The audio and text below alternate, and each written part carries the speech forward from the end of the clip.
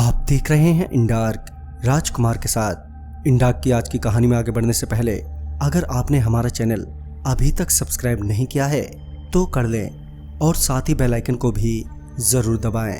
तो चलिए बढ़ते हैं आज की कहानी की ओर। एक बार की बात है, हमारे स्कूल में एक फंक्शन था जो कि यहीं कोई रात के तकरीबन 11:30 बजे जाकर खत्म हुआ। मेरी माँ ने बताया कि वो नाइट ड्यूटी पर है और वो मुझे लेने नहीं आ पाएंगी, लिहाजन मुझे कैब से घर जाना होगा। अब तक तकरीबन सभी स्टूडेंट अपने अपने घर जा चुके थे सिवाय मेरे एक दोस्त के। हमने भी एक कैब बुक की और हम दोनों वहां से निकल गए। हालांकि हम दोनों का घर बिल्कुल अपोजिट डायरेक्शन में था, मगर पहले तो कैब ड्राइवर ने मेरे दोस्त को ड्रॉप किया। फिर जहां से लगभग 2 घंटे का रास्ता था मेरे घर तक का। दिन भर के थका देने वाले काम के कारण जब मुझे थोड़ी शांति और आराम मिला तो मेरी आंख लग गई। मैं चलती कैब में कब सो गया पता ही नहीं चला। जब मेरी आंख खुली तो मैंने पाया कि कैब एक जगह रुकी है और तो और कैब ड्राइवर भी कैब में मौजूद नहीं है।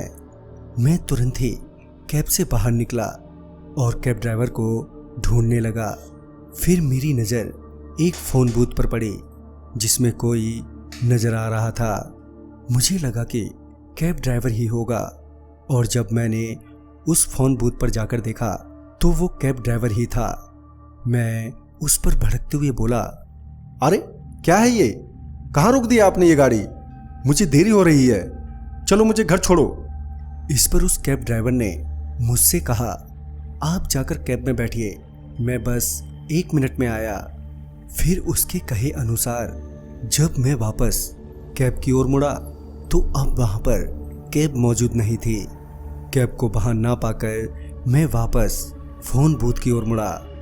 मेरे होश तो तब उड़ गए जब मैंने ना तो उस कैब ड्राइवर को और ना ही उस फोन बूथ को वहां पाया जहां कुछ देर पहले वो कैब ड्राइवर बात कर रहा था। मैं अब उस वीराने में बिल्कुल अकेला था और मुझे अब समझ में नहीं आ रहा था कि मैं क्या करूं। मैं चीखते हुए रोड पर बेतहाशा दौड़ने लगा। फिर कुछ देर बाद जाकर मुझे एक कार वाले से लिफ्ट मिल गई जिन्होंने उस रात मुझे घर पर छोड़ दिया। अगले दिन जब मैंने अपना फ़ोन देखा तो पाया कि जो कैब हमने कल रात बुक की थी वो तो आ ही नहीं थी। हमारी बुकिंग अपनी तरफ से कैंसिल कर दी थी। आखिर कौन था वो कैब ड्राइवर और उस जगह फ़ोन बूथ पर किससे बात कर रहा था? इन सवालों का जवाब शायद मुझे कभी ना मिले, मगर खुशी इस बात की है कि मैं और मेरा दोस्त सही सलामत हैं। तो दोस्तों, इस वीडियो में बस इतना ही। वीडियो आपको पसंद आया हो तो लाइक, शेयर और साथ ही हमें कमेंट बॉक्स में ज़रूर बताएं।